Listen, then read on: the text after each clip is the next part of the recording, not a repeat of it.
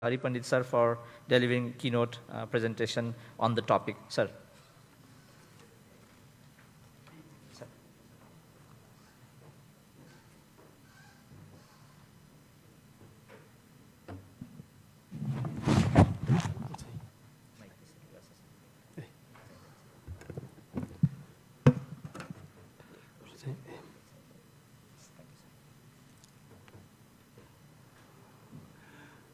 Good morning, distinguished guests, participants, friends, colleagues. As I have been already introduced, I just rightly jump into my outline of this presentation. I will highlight the context of the presentation, understanding risk landscape in Nepal, framework for resilient design, engineering, what are the engineering solutions and how they work, bridging policy practice and investment, future roadmap, and closing message. Why resilience matters? Because the hydropower contributes significantly to global electricity, almost 20% of the requirement in Nepal. It's central to Nepal's low carbon development pathway. It supports not only energy security, but also economic growth, integration of solar and wind energy. But the pace of development of hydropower in Nepal is quite frustrating. For the last 100 years, we were just able to generate about 700 megawatt in 100 years. But the recent pace of development with about 4,000 megawatt is quite appreciable. Let's understand the risk landscape in Nepal. Nepal is unique in the Himalayan context. Nepal's river systems are characterized by extreme topographical variation. We do have fragile geology, highly variable climate, heavily sediment-laden rivers. Further, we must understand that disastrous risks are not hypothetical, but are frequent, complex, and evolving. And also, we should note that not all rivers behave the same. Not all risks are predictable using conventional methods. What are the key hazard drivers in hydropower? I say that earthquake and climate are the principal drivers. Nepal is located in active tectonic collision zone. We have experienced frequent large earthquakes. We have to have steep terrain, fragile geology, intense monsoon, resulting in one of the highest sediment yield regions globally. So what is the key message then? Natural processes are strongly coupled, not independent hazards. So let's have a quick look at how earthquake and hydropower risks are interrelated. Now, earthquakes trigger thousands of landslides simultaneously. We do have a number of examples. Hydropower damage are mainly due to landslides not shaking itself, but seismic events rapidly mobilize huge sediment volumes, and when coupled with climate and invite one time or long consequences in hydropower sector. So the next drivers is the climate, which we give a high value. Hydrological variability. We are mainly concerned on increased flood intensity and on certain low flows. Although we are lucky this year, we have a lot of rainfall during dry season, and hydropower developers are quite happy. Multi-hazards events, due to the climate, climate variability, we often experience Gulf, landslides, LDOF, landslide dam, outer floods, debris flow, cascading failures, for example, in Melamsi, and sediment dynamics, high sediment load. Often, this is magic number, this average ppm in our rivers, often exceeds 8,000 ppm, when you have a threshold of about 2,000 ppm to shut down your power plant, And the sediment, well, the key, issue is the, sediment in the hydropower plant. Sediment, when we, consider sediment, we take into consideration of bed load and suspended load. High flood hazards events are rare, but severely threaten the safety of the structure. That is, they are, for example, GLOF, LDF, but sediment transport is a regular process during monsoon and closely related to the functional performance of the structures and equipment. The bed load usually cause wear and tears of the surface structures, but suspended load in abundant volume damage hydromechanical equipment such as turbines and accessories, loss of performance of equipment, that means the output, and reduced efficiency of power plant. There is no issue of wear and tear in storage reservoir because the sediment is stored on the bottom of the reservoir. The main issue of the storage reservoir project is the sustainability of the life storage. Well, let's have a look on the existing projects, how they have been damaged due to this drivers. Well, this is the case of Upper Bhatekosi hydropower project, 45 megawatt. Well, this project was hit by earthquake 2015. The penstock was damaged. Then the powerhouse was flooded, and this was in repair maintenance. But during July 2016, GLOF, event, damage, this kind of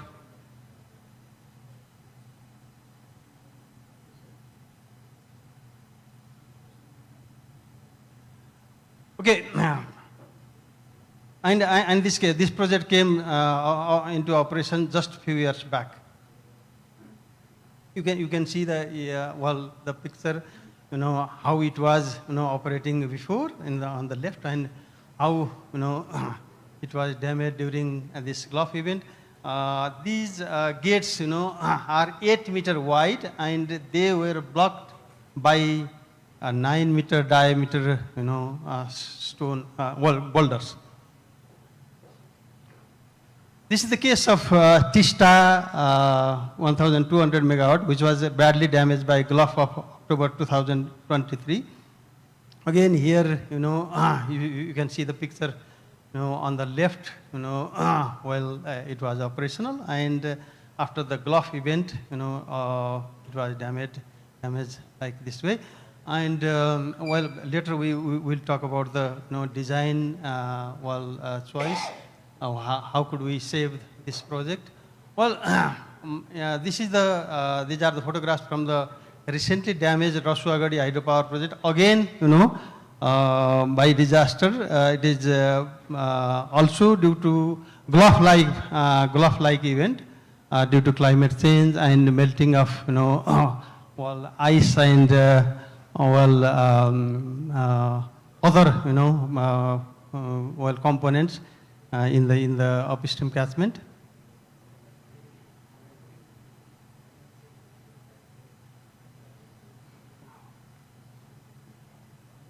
Moving.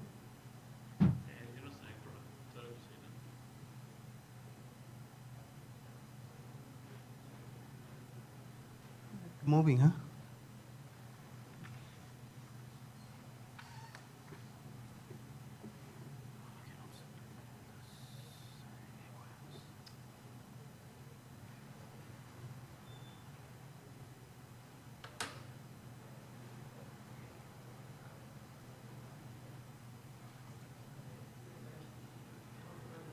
Luckily,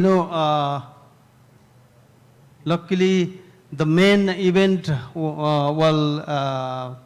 the maximum, the highest magnitude of the flood occurred a bit little later, and the camps, the people living on the camps were, able to run, avoiding this incident.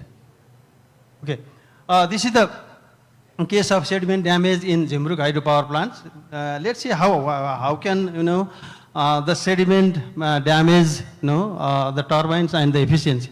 So within just 73 days of time, the efficiency of the turbines were lost 4% during full load and 8% during partial load condition.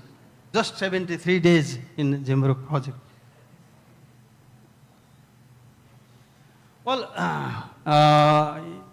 in a same basin, design concept matters quite a lot. For example, this is the comparison between two projects in Marsangdi river basin. 69 megawatt. It was constructed a bit earlier. It's 1989. It was it came into operation, and the other one is 2008. And having the right information, this project was designed by Professor Masoni, and he allocated very big settling basin so that repair of turbines takes place just 3 years after. But in the same basin we do have a peaking reservoir here in middle Marsangdi, but this project suffers quite a lot due to sediment and requires frequent repairs. Each year they repair. You may have a wall inside. This thickness is almost 4 to 5 centimeter. So 4 to 5 centimeter thick and highly competent alloy material. So the other one is the case of the second project in the basin, but you can see that they are not much damaged and usually scheduled for operation after 3 years, after 3 years operation. Okay, what are the other feedback? I will not go in detail, but the message is that if you have a clean water, whatever head, whatever velocity you do have, your turbines and accessories will not be damaged much. So after 28 years of operation, there was not much damage, observed in Kulikhani, plant, but in other projects like Marsangdi, Jemruk, other projects, significant damages were observed. And also, I think this is almost the same story. These are the cases of other projects. Mitigation measures. What type of mitigation measures, we can apply to make our hydropower project resilient? So we apply usually hard measures addressed through various kinds of structures and soft measures as well. Soft measures include policy, it includes licensing, energy mix, integrated river basin management, insurance policy, financing, same as above, thus lending loan with lower interest rates. If your design is resilient, lenders are usually comfortable to provide loan with lower interest rate. Awareness, it includes early warning, awareness of benefit to community, and the design choice. Mitigation measures depend on, they depend on project in the global and local perspective. We do have a different story there compared to other part of the world. River reach and characteristics, type of projects, ROR, PROR, storage, climate impacts can be minimized addressing in different level, catchment level, watershed catchment level, basin level, and specific project level. What are the lessons learned from past? Further, well, I think we do have a sharp heterogeneity in all respects. Any forms of triggers are experienced within a very short duration. That is quite specific to our case, which are more often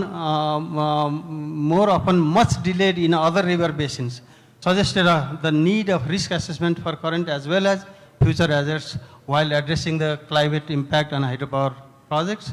Projects with robust designs, for example, Marsangdi, Lower Marsangdi, we just discussed, are quite resilient to climate hazards. What are the messages? There is still a lot to know about future climate change. Learn and applied suitable measures. If we conceive appropriate measures for current climate change, we are better prepared for future as well. What are the engineering solutions? What works? Flood handling. There is no cushion of damping of flood magnitude in most of the PROR projects because we do have very small reservoir. The flash floods often reach so fast, leaving no time for opening gates. Further, even if they are opened, they are susceptible to choking, resulting in overtopping of other type of structure. Conventionally, flood is handled in the form of overflow or gated spillways. Some of the measures to address current and future impacts for combating flood. I suggest an overflow spillway friendly for handling flood, floating debris, and viscous flow. That should be compulsory. Sir, time. Yes. Please. How much is? 5 more minutes. Emergency spillways. The next solution can be bypass channels or tunnel, which has been quite successful in Japan, in Switzerland, and the choice of the structure. For example, RCC versus roller compacted versus rockfill dams in case of Tista. Slope stability measures in the vicinity of structure, check dams, the other hazards, how to cope. Slope stability measures, check dams, compulsory provision of overflow structures, provision of flushing sediment through reservoir in PROR projects. So conventionally, we have been adopting settling basin for handling suspended sediment, but we do have a lot of consequences as we already seen. Assess what are the stepwise guide for sediment exclusion. So the first one is assess the sediment concentration, categorization of average monsoon concentration, mineral content, PST of suspended sediment particle, head of plants and type of turbines and combination. The key message is that so far we are thinking that the coarser sediment are not are harmful to turbines and accessories, but that is not the case. So sediment load is the important factor, and we have to reduce this load to minimize the sediment, to minimize the wear and tear. Okay, project level. The other one is 2 reservoir system we applied in Kaligandaki river basin, where we have 8,000 ppm average monsoon concentration. So the concept is that two reservoir, upper reservoir stores and relatively clean water spilled to lower reservoir, and the stored water in the lower reservoir is used for generation of power plant. But during the same time, this part of sediment is flushed through the bypass system. Sediment exclusion using centrifugal separation. The other one is, this is quite innovative method that has been applied in Middle Marsangdi, not Middle Marsangdi, Upper Marsangdi 50 megawatt project, and pressurized hydrocyclone is used in 8.8 megawatt Rudi project. And they are quite successful. The other one, storage reservoirs, well, we allow sediment deposit in storage reservoirs often, and the other possibilities are sediment venting, flushing of reservoirs. Typically for PROR, ROR and PROR project, well, I suggest that the idea is that the current practice of handling sediment in settling basin is not favorable to minimize wear and tear. So if you have a high concentration, high head, then we have to handle the sediment in two phases. First, handle the coarse particles in a gravel trap from pre-settling basin. Then the flow, then the discharge should be handled in a centrifugal separation devices in order to minimize sediment-related erosion. One of the devices I have talked is a hydrocyclone. This is a pressurized and pressurized device. Now, because of this, shape, the mixture, goes around the, around the cylinder, and then because of this two outlets, so underflow limited to almost less than 5%, and overflow to more than 95%. We limit this way so that this feed, this feed circulates and reverses back, while the sediment, the circulating sediment, are forced outwards to the wall. They are flushed through the underflow, whereas the relatively sediment-free flow lives through the overflow. Almost more than 90% of sediment is excluded this way. So this is the case of 50 megawatt upper Marsangdi project. This is the surface type basin. So I'll wrap up in 2-3 minutes. Okay. So bridging policy practice and investment. Why investors care? Resilience, because resilience directly affects cost of capital, insurance premiums, project bankability, investors' confidence, and there are current gaps. Policy versus ground reality mismatch, limited integration of climate projections, and underestimation of life cycle risk. So what needs to change? Risk-informed feasibility studies, performance-based design standards, transparent risk communication, integrated basin level planning, and future roadmap is strategic direction, mainstream disaster risk reduction in hydropower, strengthen institutional coordination, adopt innovative engineering solutions, learn continuously from past projects. A practical perspective, if we design for current climate risks properly, we are already better prepared for future uncertainties. So closing message is hydropower resilience is not optional, but it is essential. We must move from reactive to proactive action, from isolated design to system thinking, from short-term cost to life cycle value. Nepal has the resources, the expertise, and the experience. What we need now is integration, innovation, and commitment. Thank you very much for your attention. Thank you, Hari sir, for the excellent presentations. I really liked your closing message, especially why do we need to mainstream, these kind of initiatives in the policy, number one. Number two, you also, educated us by showing the real life experience. And also you propose the solutions. So which is very good. Let me invite, thank you once again. I will come back to you for further questions during our panel. But for now, I thank you, and then where do we sit? Where do we ask, Harisar to come? Yes, please. And then let me invite Dr. Mohan Acharya, geotechnical experts at NEA Engineering Company, to make his presentations. Let me also briefly introduce him.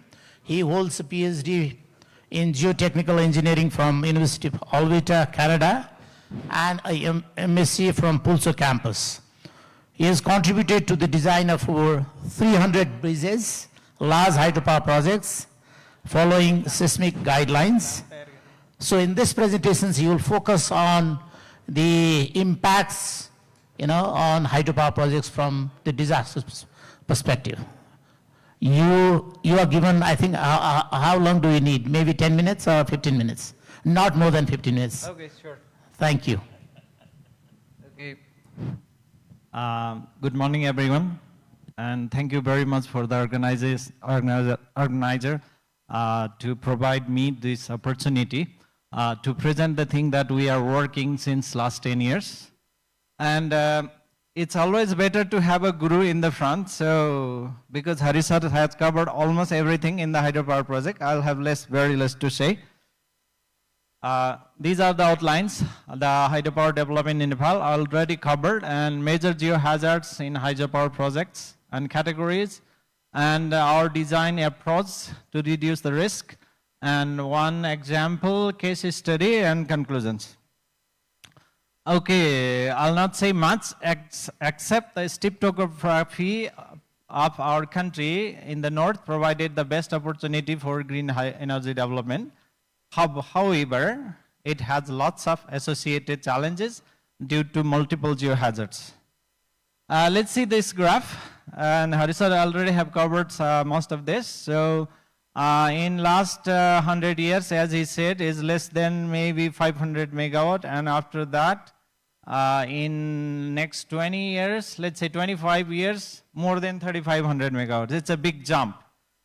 And one point we need to know is, because we are talking about the hazards, this should be the point that where we were in 2015 earthquake. So around 700 megawatt was there.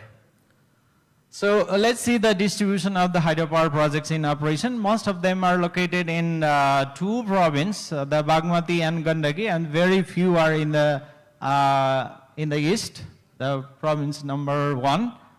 And we can say that, like most of these hydropower projects, operation now were in the construction at the time of the earthquake in 2015.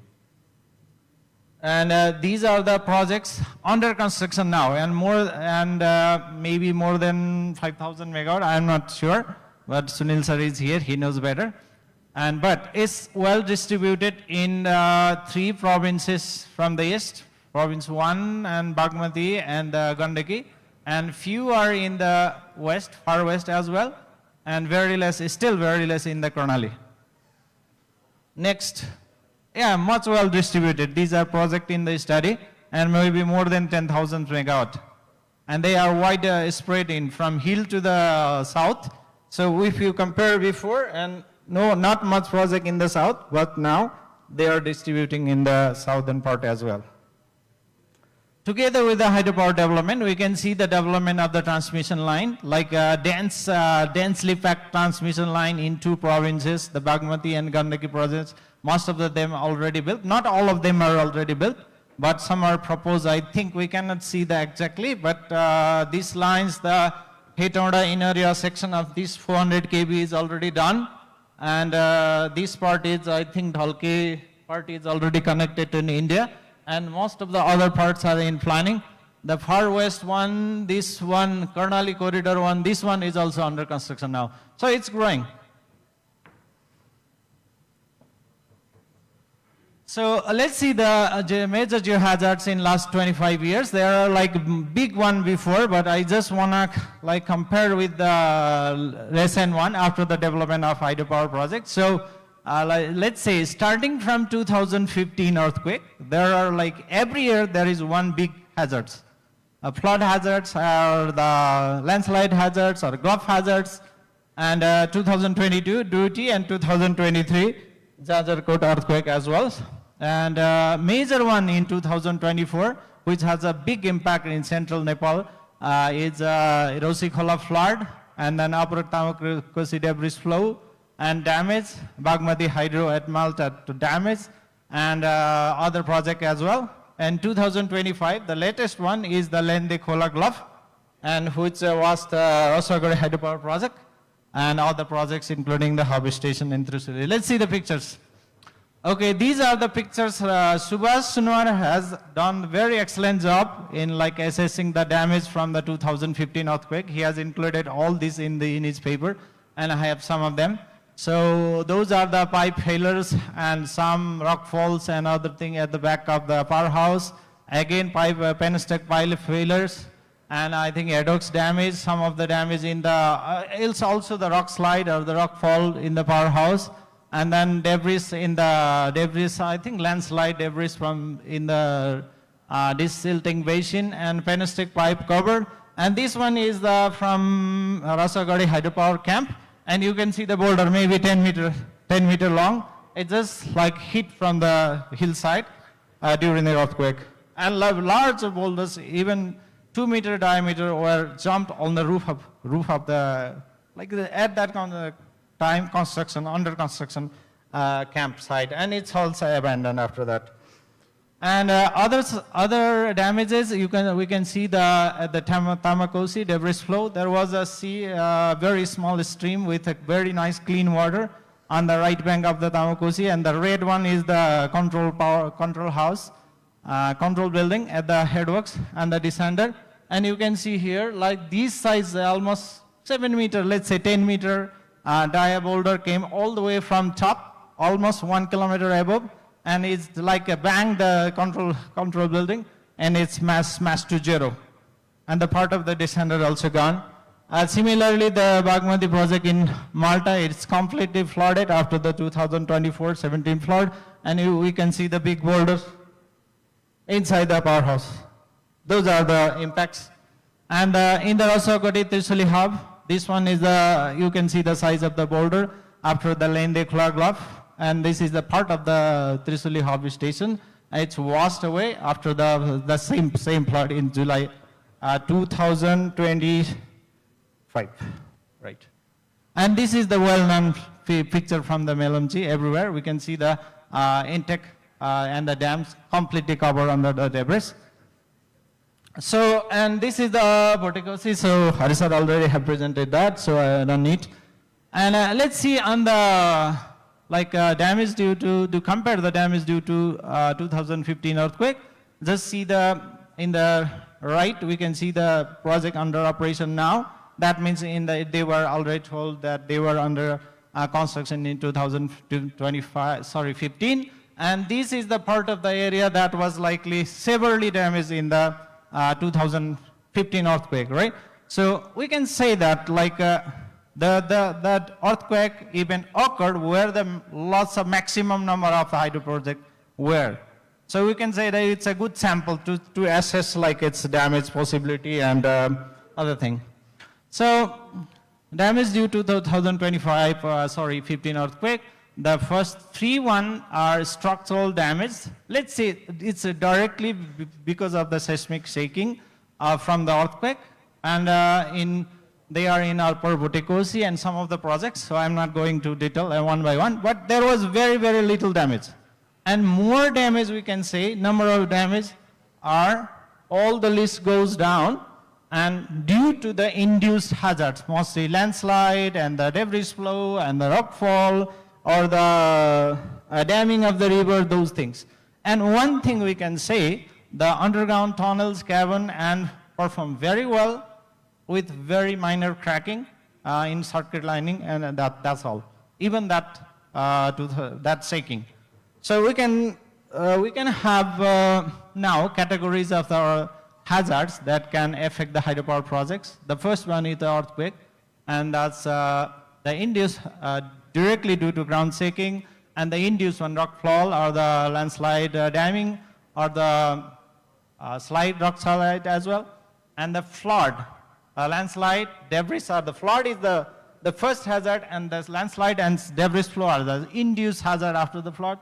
Similarly, glove, that can have induced flood itself and the flood induced landslide due to toe cutting at the river. And the next one is the landslide, mass movement, rock falls, debris slide, and landslide damming flood, outbreak flood. And that's why, as we can say, each hydropower infrastructure is vulnerable to multiple hazards, not a single one. Even if just the earthquake happened, we have to deal with multiple hazards. And let's say why we have the multiple hazard. Let's see some of these pictures. Most of the infrastructures in our country pass in a very narrow, a channel, let's say, strip of the river corridor. So you can see in the left picture, that's a transmission line. There is a powerhouse just above, and the road highway, major highway there. So if something happened to one of them, then all of them will be suffered. And next, where we are building our hydropower project, see one of the headworks of the hydropower, it's like, let's say, 40 megawatt hydropowers in the west. And we can see the topography, and it's very weak. On the right side, it's very deep unconsolidated sediment. So if earthquake trigger, that can be landslide. If flood trigger, then the landslide from this unconsolidation mass will move. And similarly, we can see the hydropower Upper Tamakosi headworks. In the both banks, we can almost 1.5 kilometer high relief. So if something shaking happens, then rockfall can easily come. And if one boulder trigger, it can directly jump to the hydropower structure. And this is the similar case for the Rasuagari hydropower structure. So we can see that this is the right bank side of the Upper Tamakosi. So if a tiny boulder roll down, it's directly hit the infrastructure. Okay, I'll quickly go to the, so this is the hazard. So how much time left for me? 5 minutes? Okay, I'll try to finish. So we have, the first thing we are doing, by the way, is the hazard identification and assessment. That's earthquake, flood, landslide, and GLOF. And the next is the risk assessment, followed by the, finding the most vulnerable one. And the design consideration for the hydropower projects. DOE, the Department of Electricity Development, have already the good guidelines for the study of design of different hydropower components, and that mostly covers. And in case of large dam, we are using the ICOL bulletin for major structures. And next is the finding of the earthquake loading, that we do the site-specific seismic hazard analysis to define the 3 levels of earthquake, operation basis earthquake OBE, and MCE, and design basis earthquake, that should be MDE. And this is already our earthquake conference, so I don't need to go in detail for that, but we do that in the hydropower design. Next thing, how you use those 3 loadings. In large dam, we use the MCE, and for the important structure, that's a higher safety, we use SCE and the OBE as well. And for all other structure, including power intake, powerhouse, and tunnels, we use the MDE. And for all other classes, we use the DBA according to the national codes. Okay, next, for the flood, DOED guidelines provide 1 in 200 years design flood and 500 years as a check flood. And for the large high consequence dam, we use the almost 1 in 10,000 to PMF. And low hazard dams 1,000 to 1,500. So Harisar already has covered this, so I'm not going to do that in detail. And next, before reaching the design flood, we have to have analysis of the landslide, dam, outburst flood, and the GLOF, so that we'll get the maximum flood for the design. And for the design criteria for surface geohazards, we'll do the first geomapping to identify the unstable slopes and existing slide zones. We'll get the maximum unstable slope, and we'll go for the numerical analysis and get the most vulnerable structure to be designed, or the risks for that. And if for the rockfall, we'll do the 3D modeling like that after the identification of source, and we'll find how far the rockfall will go, and then we'll design accordingly. And in the construction stage, similar thing. I'll say one thing, that not all the things are done, but like monitoring of river blockage and the flood are being done very well. It's being developed, by the way, in a couple of years. Almost all of the major rivers have these systems. And I have just one example for how we dealt with the damage of the Trishuli hub and how we recommended the construction of renovation of this. Mostly methodology followed are, we did the survey to collect the, how the stream flow and happen and how the damage exists. And the next followed by the geological mapping to see the potential landslide area very near to the structure and other like bluff related and hydrological data. And the first thing is to evaluation of the water flood risk from the Trishuli River considering maximum rainfall. What will happen at the maximum rainfall? And next is we also find the maximum potential flood from the Gulf if originated from the different basin. And then again, if that happened, and there should be the multiple number of landslide, and then we calculated the number of landslide and got the flood as well. So these are the first pictures, say the spatial distribution of the potential Gulf lakes. So this is, we can see, this is the color one. I don't know the name of the color, okay, sorry. But that is the Lende Basin, and it has the highest number of large like glacial lakes, which can produce the maximum flood in the Trishuli River. And these are the number of active landslide, which can potentially dam the river and get the, when they break, they can have a significant amount of flood in the basin. We can check for that. And finally, with the flood calculated from the maximum rainfall, and these are the estimated rainfall for different return periods of flood. And we found that 200-year flood calculated from the precipitation, maximum precipitation is well above the potential flood from the Gulf and LDF. And accordingly, we run a model to check if this flood can pass from that channel. Because every large project buried beside the river, in the large river, they should have done this before to prevent them from the flooding of from the large floods. So finally, we recommended to shift some of the boundary of the structure and recommended the permanent protection work. And that's my conclusion. As I already said, every hydropower structures, they may face the multiple geohazards and major recurring hazards of floods and debris flows. Earthquake hazard, though widespread, are less recurring with respect to the hydropower project because all the hydropower projects were built in last 10-20 years. And then we have the last major earthquake in 2015, so we have to wait for maybe another couple of years to get. And but one thing I'll say at the end is not concentrated at one particular region. Maybe we have to diverse after our hydropower structure to be more how to say, to spare, or they can be less damage from one hazard from particular locations. Okay, thank you very much. Thank you.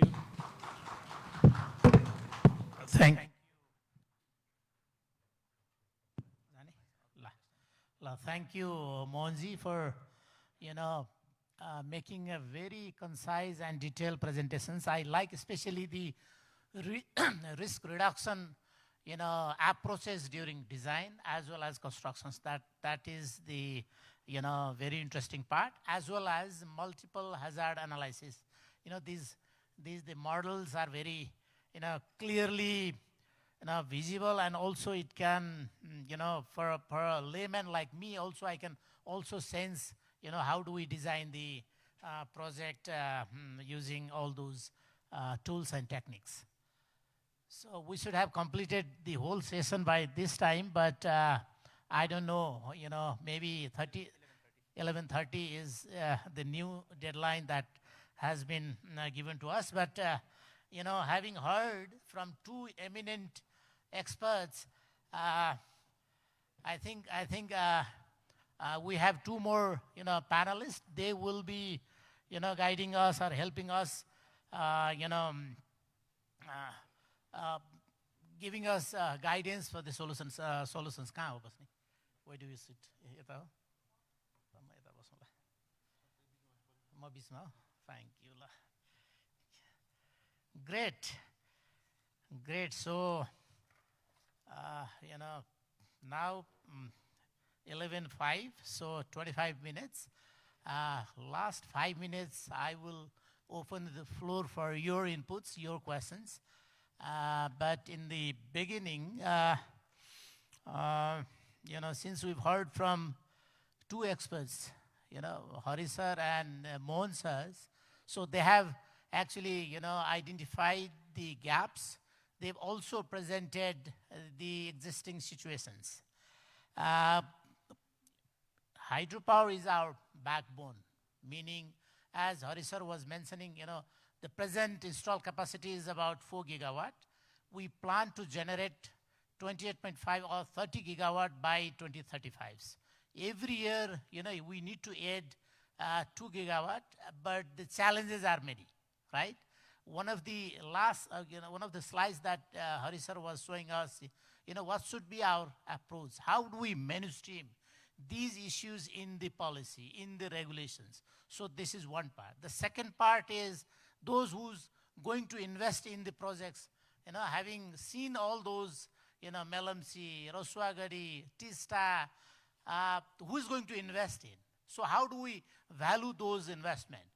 How do we make sure that investors' investment is protected, right? Who is going to be, who is going to, be responsible for, ensuring that your investment is recovered? There are few instruments.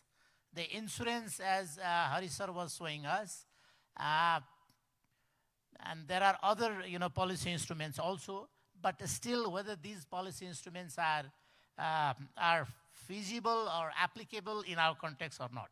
So, I have few questions to our, esteemed panelists. So, Mr. Sunil Paudel, who is the Deputy Director General at the Electricity Development Authority, the department, who actually, the DOED is responsible for all those technical issues. As Mohanji was mentioning, the guidelines and the standards are very good, right? So whether these are implemented or not, I will, ask, those questions to Sunil sir, as well as, they represent, private sector represents around 70% of the generations. They have, out of 4 gigawatt, close to 3 gigawatt is generated, contributed by private sectors.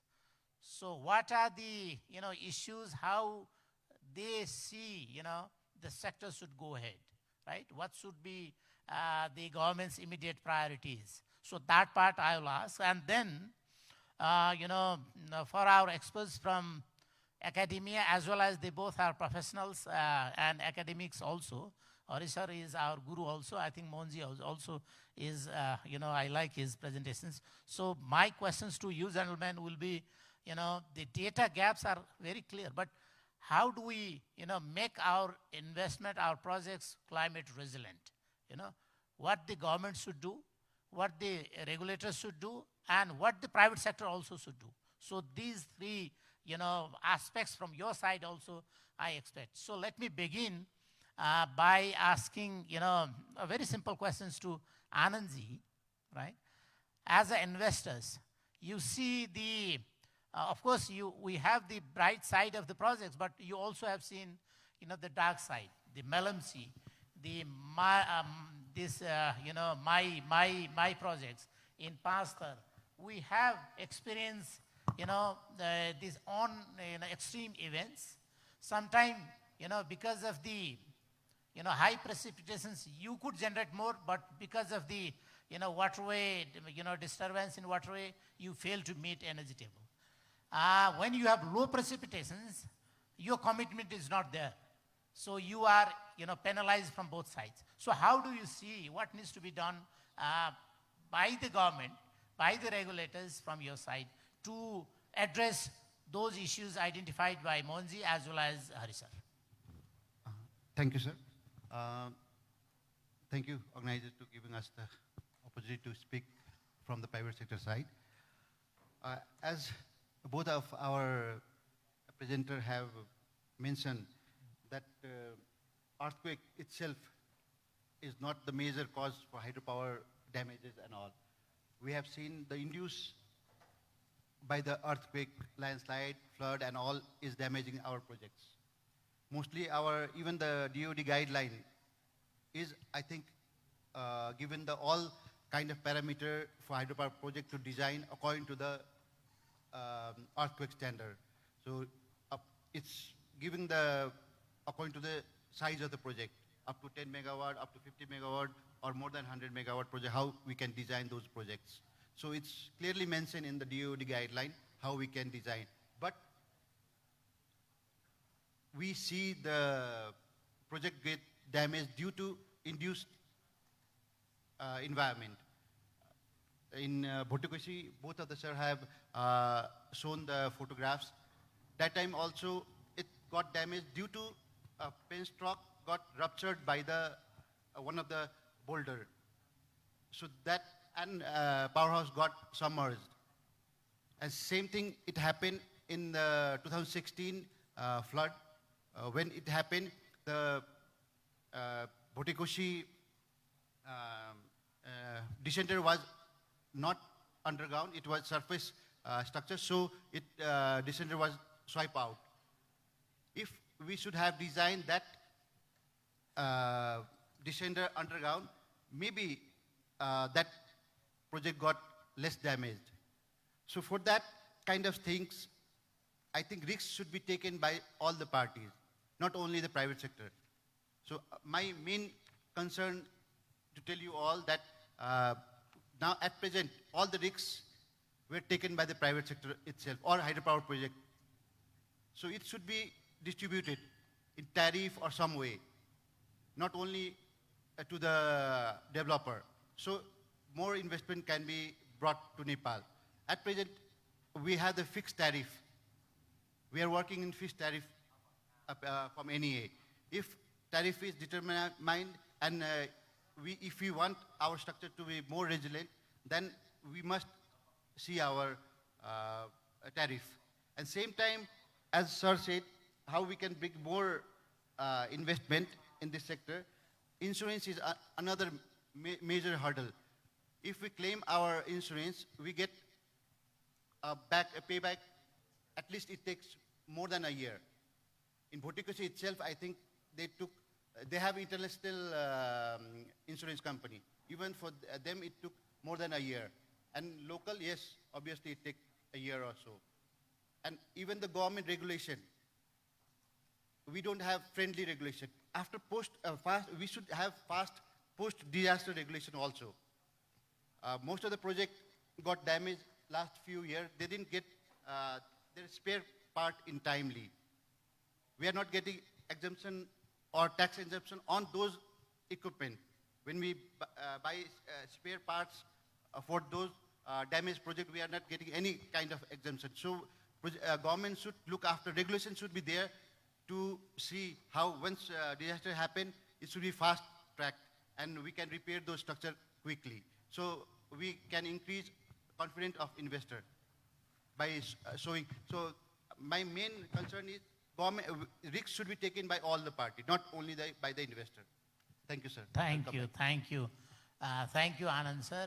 I'm sorry I forgot to, introduce him also. He is one of the, as I mentioned, he is from private sector, but he represents the, Independent Power Producers Association of Nepal. He is the vice president. He is also an engineer. If I read all those things, it will take another 5 minutes. So I'm not going to read your bio, but I think this will be published on Yanset's website as well. But two part. One is risk has to be shared by everybody, right? The developer, the government, as well as the off-taker. The second one is, I like the second part, the cost has to be, the tariff has to be made cost reflective, right? Cost reflective tariff and the risk. And when we have the model, if you want to get your, the premium paid, so it will take another 2-3 years. So this is also not very good sign regarding the insurance thing.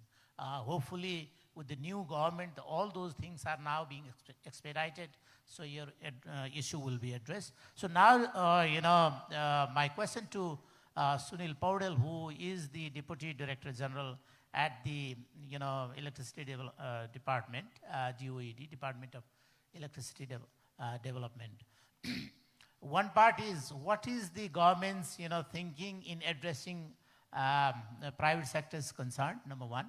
Number two, I understand DOED has very, clear guidelines for the technical, feasibility study design, the constructions, the operations, the pre-feasibility. But what is the, status of the enforcement, the compliance enforcement? So how are you going to monitor those projects during constructions, during design, and during operations? So, this is to Sunilji.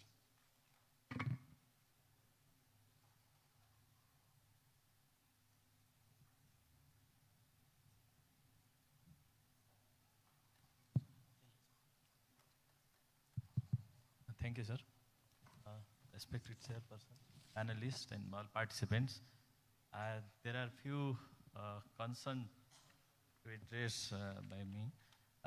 First, I'd like to address one question raised by Hari sir regarding the licensing regime, how we provide the license to the hydropower project. He suggested us to provide the license after the proper study of climate and other associated disaster as well. We have two types of licensing mechanism. Mostly we follow the first come first serve. It's guided by the Electricity Act. And that who first apply the projects, identify the project by private sector, then apply the license to DOED. Then we study their DEX study report and other regulatory requirement more than climate and risk associated to the project. We assume that private sector has identified the risk and they find this project is suitable for implementation, and we provide the license after meeting the requirement from our side. Then other aspect, we first of all we study the project, all the detailed feasibility report we prepared, and then we award the project on competitive basis. We call for the bidding, who offer the maximum benefits to the government. Then we provide the license to the private sector, getting the maximum benefit from the private sector. In second type of approach, I think we study all the risk, all the financial parameter of the project. It would be the project will be the mature state. And our target is to implement for all the projects the second approach on providing the license on competitive basis. Regarding the private sector concern, they have raised the issue of risk sharing. This is being discussed since the long time. Every year, private sector gets project get damaged by different types of disaster, including flood, earthquake, and other disaster. And properly, we have not shared this disaster to the risk with government as well. It's under discussion. Maybe one day after proper learning from the past disaster, this day may also become. Again, we have to minimize the risk. We have prepared many guidelines for the design and implementation of the project. We have prepared feasibility study design guidelines. We have prepared HEDOX design guidelines. We have prepared conveyance guidelines. We have prepared other powerhouse design guidelines. And we have considered all the risk associated with the project, including climate risk, earthquake risk, and other geotechnical risk as well. If we encourage private sector for the implementation of these guidelines, following these guidelines, if projects are constructed, I think many risks will be minimized. this is the proper solution. Mohan sir has already told there are other guidelines of I called for the larger project design, and I request private sector to follow the guidelines. Regarding this enforcement of the guidelines, these are the volunteer implementation of these guidelines. We have some we monitor very often. We don't have, occasionally we only monitor. We don't have, we have one unit to project monitoring, but because of lack of human resource and other facilities, we don't have properly monitored the implementation of these guidelines. This is our drawbacks, I must say that. Thank you, sir. Thank you, Sunilji, for highlighting, sharing the government's initiative as well as his idea of sharing the risk. And also one of the points that he mentioned is we should be responsible. So this is his message basically. Since the guidelines are already there, so you have to follow those guidelines. Since the revenue stream is fixed, so it's your responsibility to make sure that things are done properly. So the message is from Sunilji is also very clear. So let me come to Mohanji. As you've highlighted different approaches for the design, alternative approaches also mentioned.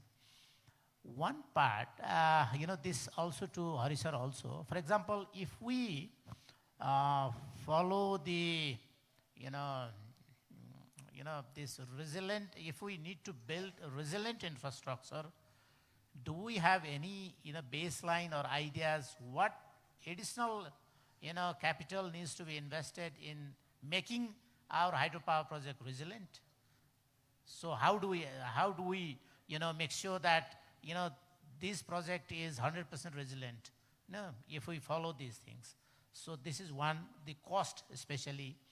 And, from the practitioner's point of view, so what the government or the policymaker, the regulator, should do to mainstream these initiatives. Meaning, you have to, invest 10% more, but how do we do this in the policy and regulatory instruments?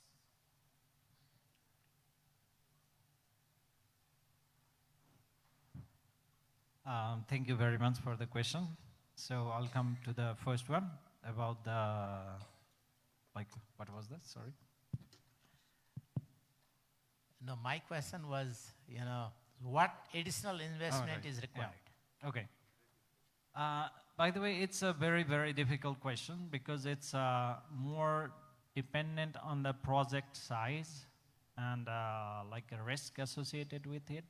Like, let's say if one 5 megawatt project is in the Melanchi River, then even if he followed all the guidelines, everything, that's not like, it's not safe. We can say that. So what I'll say, like better than to say that what additional cost the project has to invest, we need to build the public and private, let's say, power producers, one governing body, so that we can invest on a study in some particular basin. Let's say, okay, this river is safe for golf.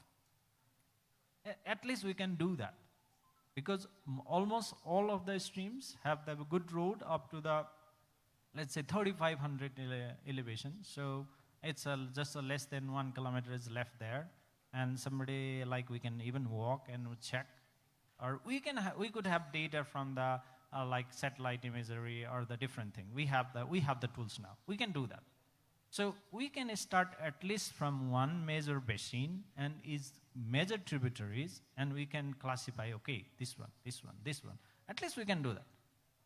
We can, because there are thousands of project now, and governing body is here. We can jointly make a let's say fund or something, and we can do that. And what next question was? Sorry, I missed again. No, if investment is a little high, so who should bear the cost, and how do we, minimize the risk? Yeah, that, from that the was academic and practitioner's perspective. Right. This included, I guess. Yeah, So- I think we have to No, deal no, with the this. same question to Hari sir.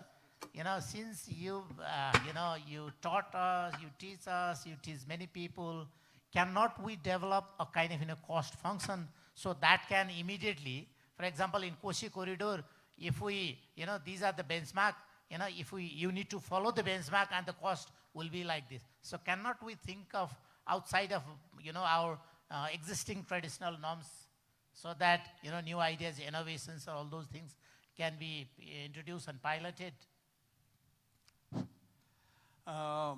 Thank you very much. Well, first I go to the design principle. Well, the design guidelines we do have now is good, but it is more generic in nature. But we do have a very specific, geology, climate, and the guidelines applied elsewhere, other parts of the world, is not applicable here. So there should be, some additions. So I was involved in to prepare a design guideline, climate resilient design guideline. With the initiation of EC mode, which is in the draft phase. And there we found that, we can, suggest, a lot of measures which do not cost much, right? So even some cases, if we follow, innovative practices, you may, reduce the cost. For example, the conventional settling basins are very expensive, but if you go to the principles like centrifugal separation, like in Upper Marsangdi 50 megawatt projects, and we introduced a pilot project in Rudi, small hydropower project. They have been working quite well, with no additional cost. In Upper Marsangdi, the cost of the structure probably is 50% of the the cost of the settling basin. We introduced in Rudi project, we have a special design that was designed by me, and we have not repaired turbines for 7 years. Thank you. Probably they don't, no projects will have that experience. And also, other design aspects. For example, if we follow the design guideline and design the projects like Botekosi and Tista, I am very much confident that I could have saved these projects. So that matters quite a lot. Thank you. And the cost of the innovative design is not significant. Thank you, sir. Thank you. Probably, in the development world, they say, nature-based solutions. Some of the, ideas from that, also could be included. So let's open floor for, few questions, if you have any questions. Otherwise, we need to close this session. 3 questions. Yes, sir. Please identify yourself, and then whom would you like to, ask the questions? Thank you. My name is Suresh Sangache. I'm working for INSET. My question is, in Nepal, most of the public projects are delayed due to the land acquisition and the rehabilitation of the affected population. So none of your friends have not talked on this. Because one of the, I have seen many hydroelectric projects, the time for land acquisition and rehabilitation are big problem. Another problem is the social unrest. Because the society who are affected, who are staying there, they feel that they are being robbed. And so how they share the certain profit of this project to those affected population. that one of this. Otherwise, the local people doesn't have the profit from the development project. Why should they support? Yes. So these questions, should be answered by Yeah, our it government is, representative. yeah, it Yeah, the Sunilji. It is government as well as private also they should. Thank you, Suresh sir. At least one participant from, female participants should ask a question. Yes. Thank you. Please. Pasadi ho, sir. So, yeah, sorry. Okay, I will pass it to the Prof first. Sure. Oh, okay. So I'm the female. First, Nepal is to be greatly commended for its development of green energy. It's really impressive to see and the work that's being done. I believe, I don't know much about hydropower in the US. I believe that they consider the 1 in 10,000 year seismic event. What I'm hearing is that that's not so important for Nepal, the dependence on the seismic hazard and shaking because of the topography. Is that correct? If you considered the 1 in 10,000 year event, for example. Thank you. So this should be addressed by Mohanji. Last. So one more. Yeah, lady there. Only two? No, you can, still one more. I would like to ask, while I was working a little bit on the electric power network in Thessaloniki, I found out that transmission substations, they are the most vulnerable part of the whole electric power network. And the substations that are lying near the cities, it might even cause the whole blackout. Like in your presentation, I saw that you were mostly focusing on the, let's say, the generation part. But what about the risk and resilience of the transmission substation that are lying near the cities and which would create more impact if we see at the system level? So what has been going on? I would like to know about it. Thank you.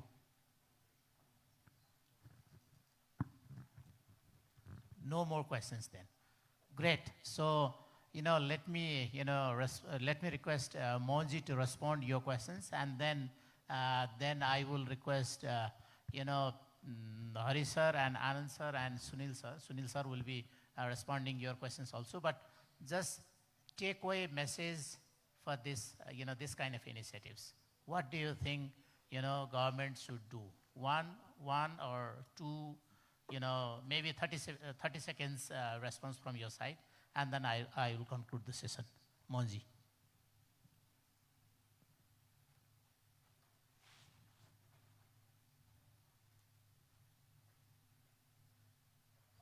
Yes, please. Okay, thank you for the very good question. First, I'll go for the transmission line. Yeah, it's very true that those substations near the cities and even the substation in other areas, because that Trisuli 3B is also a big substation I was talking about. It was affected by the flood. And why I was not focused to small stations, because most of the failures at the particular substation near the cities are mostly, I guess electric, and I don't have the electrical background, so I cannot say directly what that happened. But I think there was not much report in the structural damage of those substructures, because it's a very shallow structures and all of the very light metal structures. I can only say that. If you want more, then yeah, we can ask, or we can even contact any engineering company. We have lots of engineers working on the substations and others. Okay, thank you. And for the question on the seismic hazard analysis for the 10,000 year return period, what I'll say that what we do in the design of the large dam here is we do the site-specific seismic hazard analysis, and based on that, we select that 1,475 and nearly 145 year return period earthquake for the design of different components that I have shown. And it's mostly based on the seismic hazard analysis, seismic experts. And those, as I know in US, I think those I have included in my presentation was if there is a very high hazard, high consequences dam, in that case, we have also made the recommendation to use the 10,000 year return period seismic event. I think that's answered. Thank you, Mohanji. Sunilji. Land and forest. Has raised the issue of local disturbance and project development and how we address to support the local benefit. Yeah. We have in hydropower, in all other PPP sector, we have local share provision. 10 to 15% should be provided to local people. It's like rights of the local people. This is also helping to solve some problem. And for the larger projects which we award to the private sector, what we do, local share is already mentioned in the project, and local benefit sharing plan. For that, 0.75% of the total cost should be allocated for the local level development. We prepare local benefit sharing plan. We prepare local employment and skill training plan. We prepare disaster management plan. And all are guided by the EIA report, Environmental Impact Report. And if you see the example of Upper Karnali and Arun third project and similar project, maybe UT1, Upper Trishuli 1 projects, all the projects have the provision more than I mentioned here. Sometimes different groups make unwanted things. I think this is common, and this should be handled with proper negotiation and more stakeholder engagement, no doubt.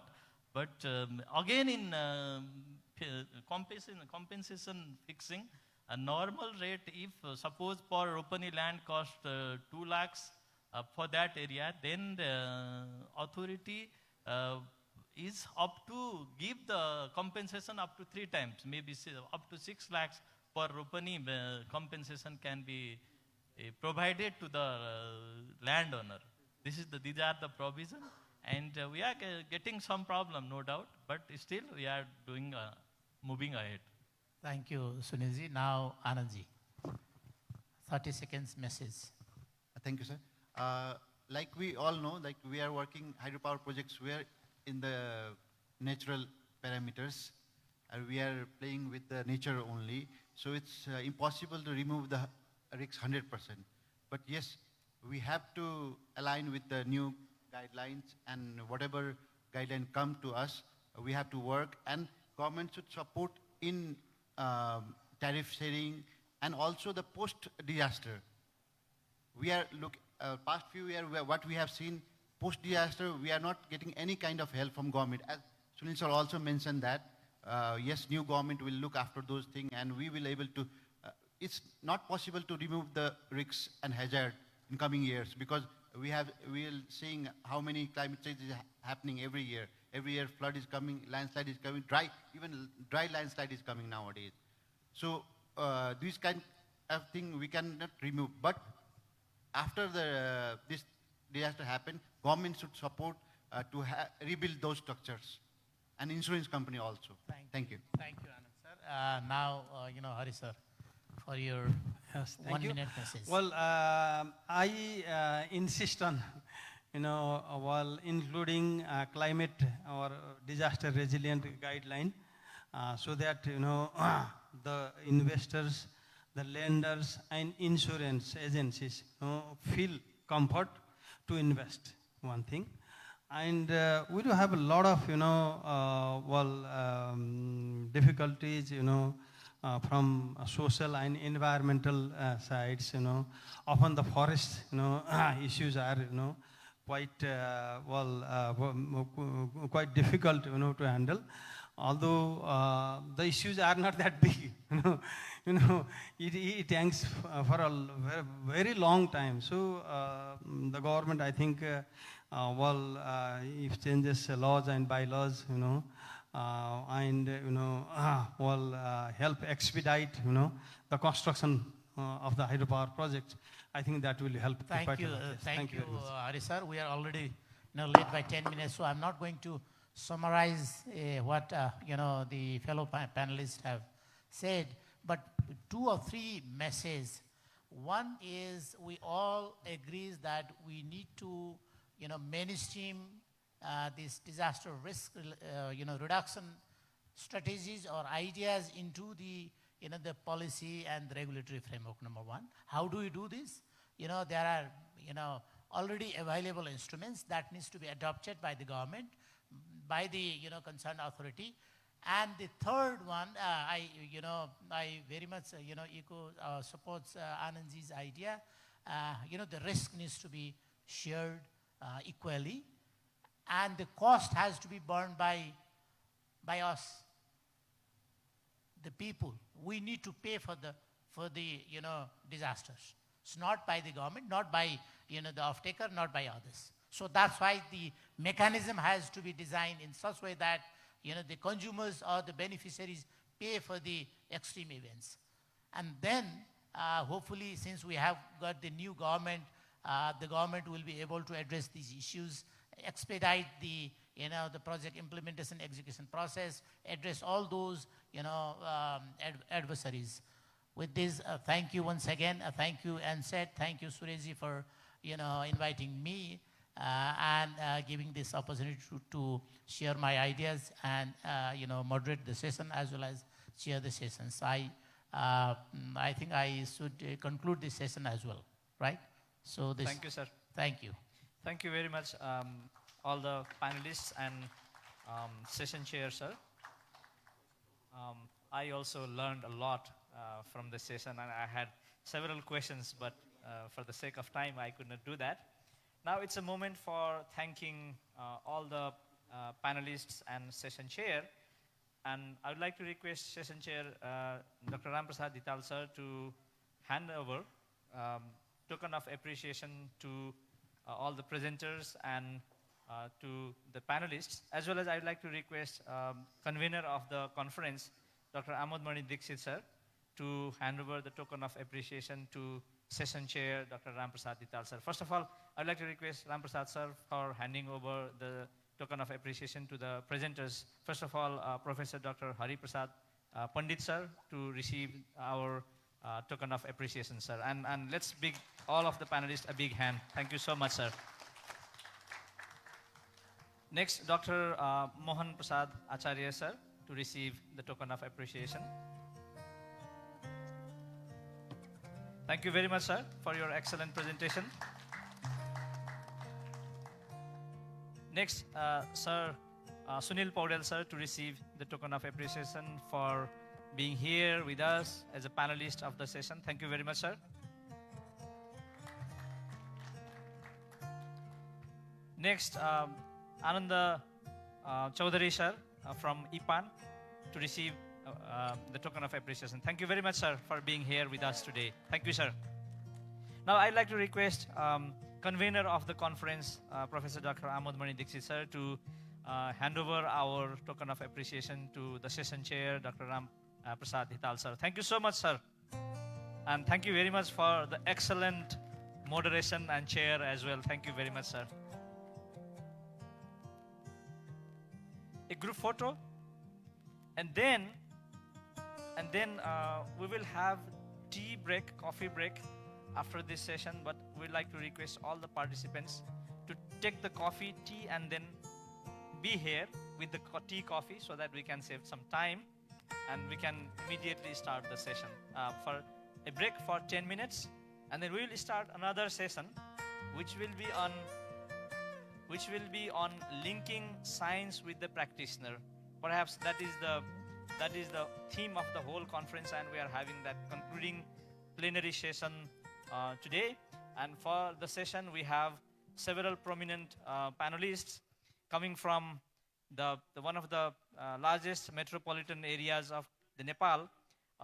Mayor Chiribabu Maharjan will be joining us for the panel in the next session. Likewise, we will have panelists from CSI Bangkok, Dr. Naveed Anwar, sir.